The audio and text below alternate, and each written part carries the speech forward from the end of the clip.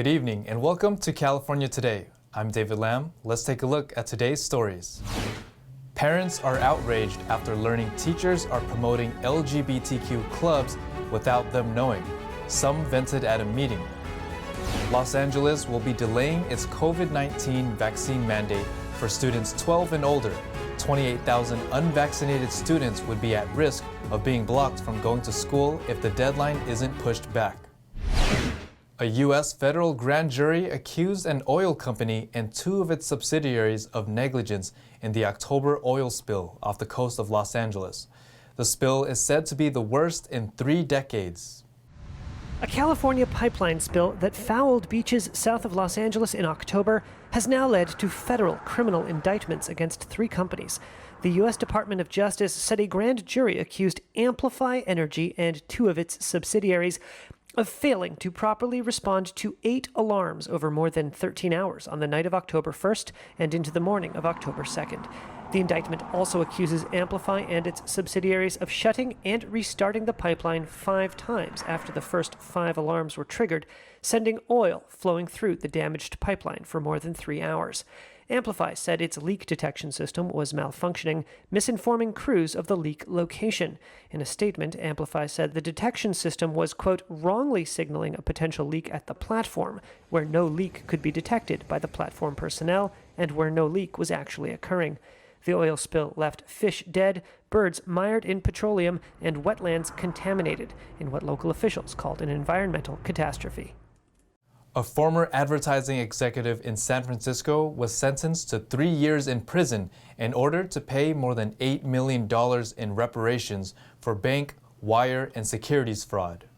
Andrew Chapman, the former CEO of Benja, pleaded guilty back in June and was sentenced by a federal judge in San Francisco on Wednesday. Chapman admitted to fabricating business relationships with large companies he never did business with, falsifying statements, and impersonating company representatives. Teachers were revealed to be promoting LGBTQ clubs at 2 conferences earlier this year. A former teacher shares his concerns. Here's NTD's Eileen Ng with more. Parents criticized the Spreckles Union School District in Salinas, California at a meeting on Wednesday. They spoke against teachers withholding information about their children. How many mistakes are we going to take before my child almost lost her life? They didn't tell me that my child was suicidal. You allowed these teachers to open their classrooms teaching predatory information to a young child, a mindful child that doesn't even know how to comprehend it all. The cry of distress comes after a leaked audio recording revealed 2 teachers mocking parents over concerns about homosexual and transgender indoctrination at school during a California Teachers Association or CTA conference in October. You took away my ability to parent my child, even before I had any knowledge. I didn't even get to show support. You asked for support, I didn't get a chance. You planted seeds, Miss Caldera and Miss Baraki, Mr. Baraki and you, Miss Cagaran. Your job was to educate my child in math, science, English, etc. Do your job and let me do mine. About 1 month earlier, on November 19th, the district released a statement saying they have suspended the controversial UBU club and set new guidelines for clubs and increased transparency. I think that's inappropriate.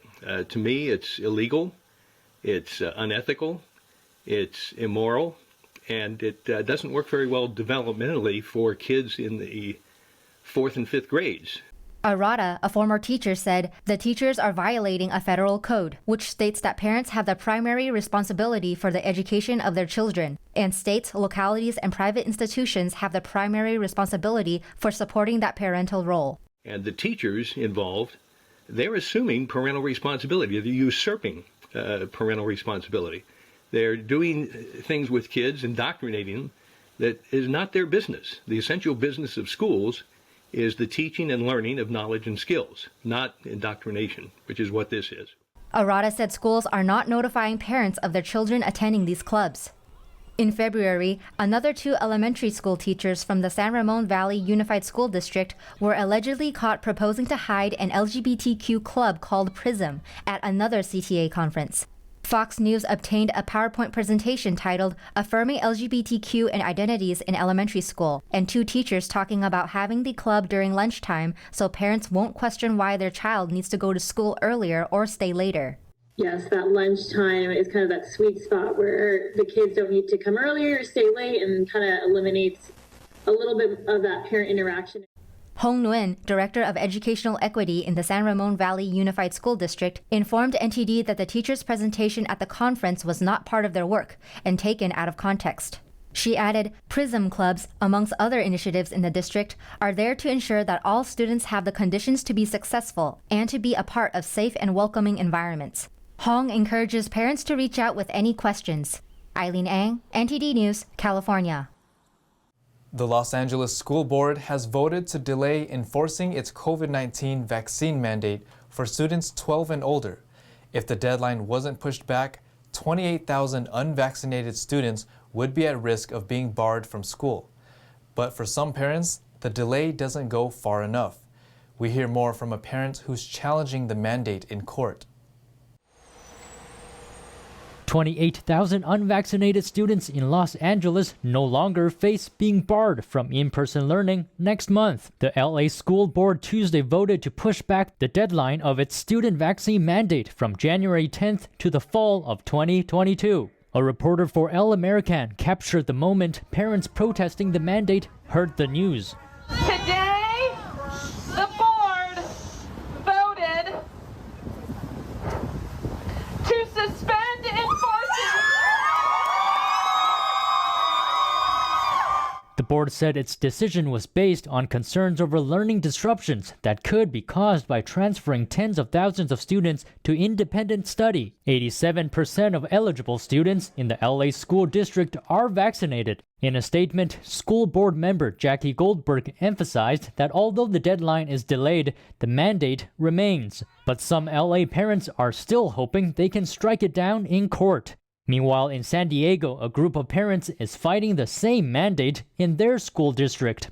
Sharon McKeeman, founder of Let Them Choose, a group spearheading the litigation, says she thinks the LA School Board's decision is due not just to significant logistical issues, but also to legal ones. McKeeman calls the mandates unlawful and says they're unlike other vaccine requirements in California. These school districts' vaccine requirements are not the same as, the body of vaccine requirements statewide. There is a list of 10 childhood vaccines.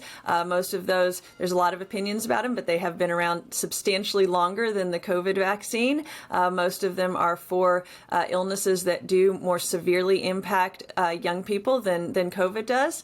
And those have all been put in place through the legislative process. And so that's very different than a school district just arbitrarily saying they're going to require a very new vaccine and they're going to exclude children if they don't comply. McKeeman says the Los Angeles and San Diego districts aren't allowing personal belief exemptions from the vaccine. This is different from the state requirements and is another reason why she believes the mandates are unlawful. A personal belief exemption is very broad. It's protected under state law. Every student has that right when it comes to the COVID vaccine, and school districts, they do not have the authority to usurp that, and that's what we're arguing legally. McKeeman thinks the deadline suspension in LA will aid their case because, she says, it shows the extent of the disruptions the mandate would cause. The lawsuit filed by Let Them Choose is being heard in court December 20th. The DMV recently suspended a driverless testing permit for a Silicon Valley-based company. The suspension comes after a vehicle crash. I looked into the details on the suspension against poni.ai. Here's the story. Poni.ai, an American-Chinese self-driving car venture founded in 2016, had its permit removed from the California Department of Motor Vehicles on Tuesday. According to a DMV report, this was after one of their autonomous vehicles crashed into a center divider in Fremont on October 28th. The Hyundai Kona was in autonomous mode and was performing a lane change to the left when it hit the divider and the traffic sign that was posted on the divider. The collision occurred in the morning when the weather was clear and the road was dry. There were no injuries or other cars involved. The car suffered moderate damage to the front and undercarriage. Poni.ai first got approved for driverless testing in May, And according to the company, it also has testing permits and R&D centers in several cities in China, including Beijing and Shenzhen. There are currently only 7 companies that have permits to do driverless testing in California, according to the DMV. Now, poni.ai, along with 52 other permit holders, are allowed to do testing, but with a person in the driver's seat. David Lamb, NTD News, California. A California Department of Education official recently resigned after news broke out of his out-of-state residency. The official lives and works on the East Coast. NTD's Cynthia Kai has a story. California's first ever Deputy Superintendent of Equity, Daniel Lee, has resigned, a spokesperson from the Department of Education confirmed Wednesday. California's Department of Education first created the position in 2020. Lee was hired in July of that year. Lee's resignation comes after Politico first reported him as a Philadelphia resident and business owner last week. Lee is a psychologist and board member of the New Jersey Psychological Association. Assemblyman Kevin Kiley requested on Monday a review of the legality of Lee's employment as an out-of-state resident in response to the news. Lee's resume and LinkedIn page do not show any previous experience or connection to California.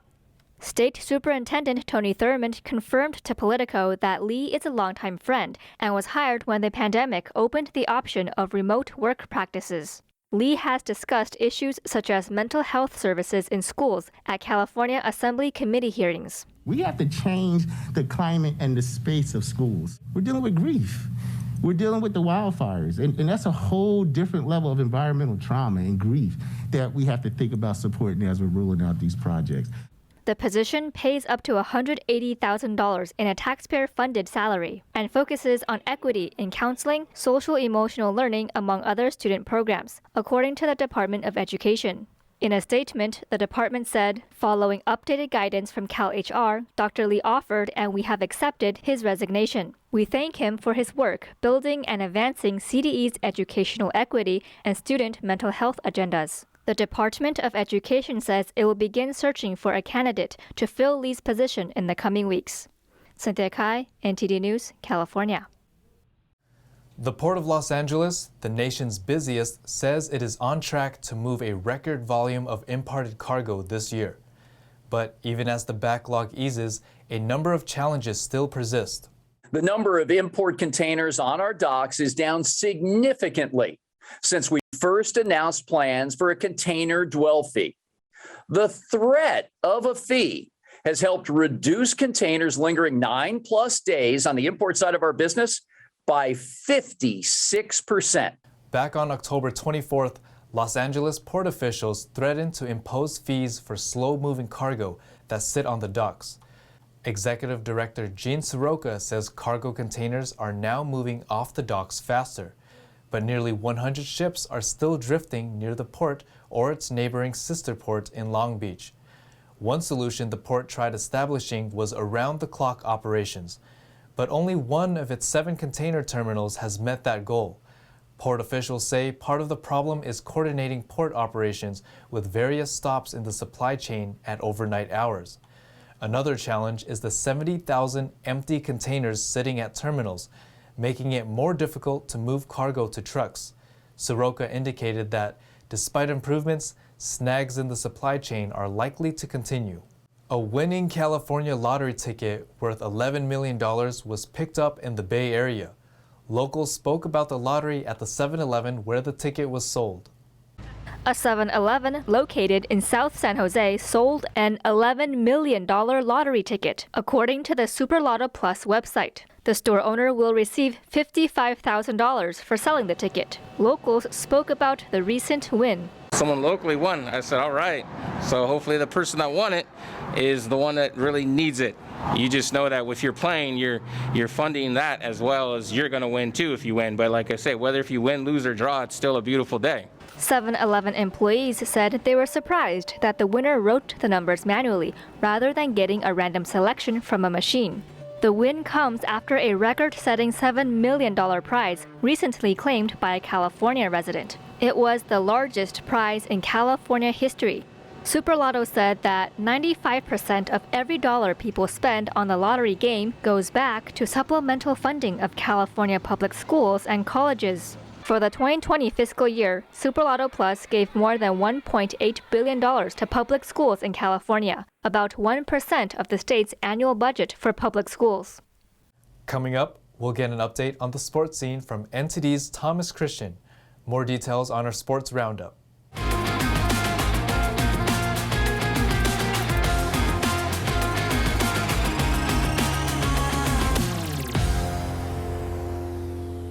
Welcome to the NTD News Sports Roundup.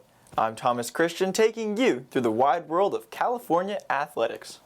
Reports coming out of the Golden State Warriors front office confirm that shooting guard Klay Thompson will not return to the floor next week. His earliest return date will be looking more like December 28th. Clips leaked earlier this month of Klay Thompson scrimmaging with the Warriors' G League affiliate team, the Santa Cruz Warriors, and even showed him hitting a game-winning three-pointer from the top of the arc.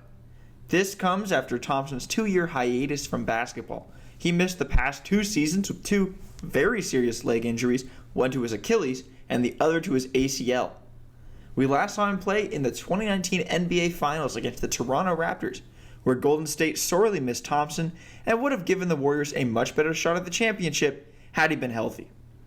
This season, the Warriors are in first place in the Western Conference without Thompson, with a record of 23-5.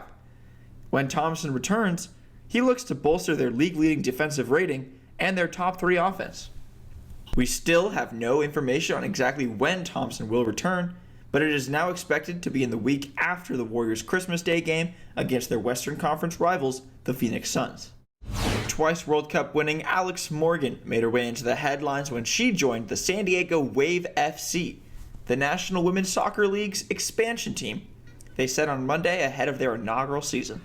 The move reunites the Southern California native with United States teammate defender Abby Dalkemper and her former national team coach Jill Ellis, who was the club president. Also coming out of LA, the Lakers canceled practice on Tuesday due to health and safety protocols after guard Talen Horton-Tucker tested positive for COVID-19, setting in place a chain reaction of events. Later Tuesday evening, center Dwight Howard and guard Malik Monk were also placed in the NBA's health and safety protocols. Breaking today, Avery Bradley is also now entering those health and safety protocols. The Lakers were still scheduled to fly to Dallas late Tuesday, but then all their players underwent 2 COVID-19 tests, 1 rapid and 1 PCR, ahead of the trip. Horton-Tucker, 21, is expected to miss multiple games. He's averaging 11.3 points, 4.5 rebounds, and 2.9 assists in 15 games this season. Dwight Howard, 36 years old, is contributing just 5 points and 5.4 rebounds per game in 25 contests off the bench. Monk is putting up 9.7, 2.8, and 2.2 assists per outing in 28 games. The Lakers last played a game on Sunday, a 106-94 win over the Orlando Magic. And that's all for the NTD News Sports Roundup. I'm Thomas Christian, and thanks for tuning in. And that's it for tonight. You can join us again on California Today every weekday at 8 p.m. If you have any news tips or ideas for our show, feel free to let us know. You can also find us on Twitter and Facebook. I'm David Lamb. Have a wonderful evening.